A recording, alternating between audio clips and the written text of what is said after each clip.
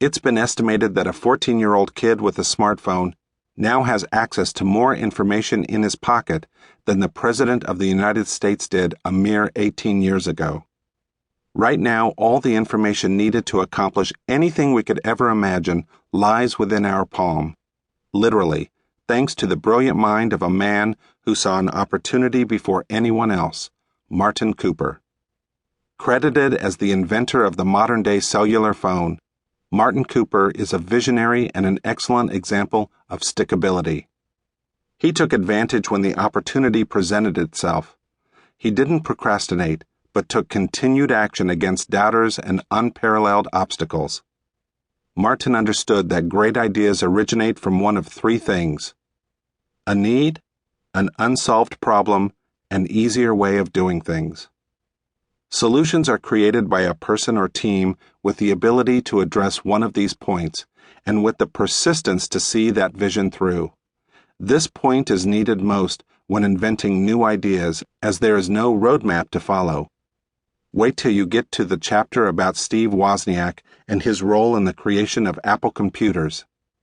Martin Cooper began by developing portable products, including the first handheld police radios, made for the Chicago Police Department, and citywide pagers, which led to the invention of the first 800 megahertz cellular phone, often called the Brick, in 1973. You remember those big devices on Miami Vice that weighed about 2.5 pounds each? Sure, there were car phones at the time, but nobody thought that having a portable phone would be of any value. Martin, however, saw things differently and envisioned a phone that would be so portable it could go anywhere.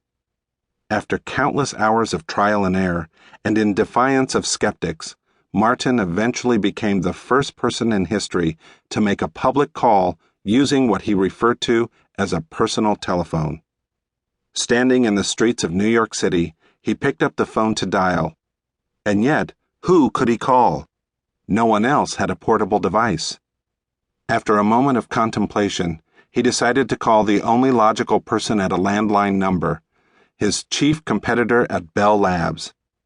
Motorola, the company Martin worked for, had just beaten Bell Labs to make the first apparatus work, and Martin wasn't shy about letting them know it. Just like the shot heard round the world, this insurgence caused a huge market shift toward the person and away from the place. Martin saw the demand for people to be able to communicate wherever they are without the need for the traditional copper wire. In 2006, Martin Cooper and his wife Arlene Harris, an ingenious innovator in her own right, founded Great Call, makers of the Jitterbug cell phone, in cooperation with the Verizon network.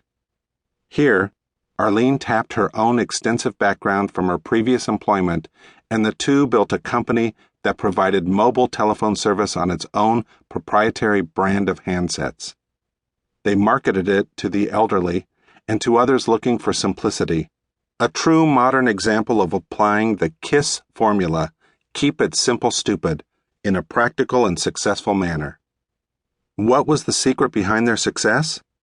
He understood that stickability has to be consistent with flexibility. A balance is crucial. Martin said that sometimes you can take stickability too far. It's important to know the difference between perseverance and stubbornness. You have to be able to adjust if necessary. This means, of course, that you first have to be able to identify when adjustments need to be made. You must be fair and open with yourself.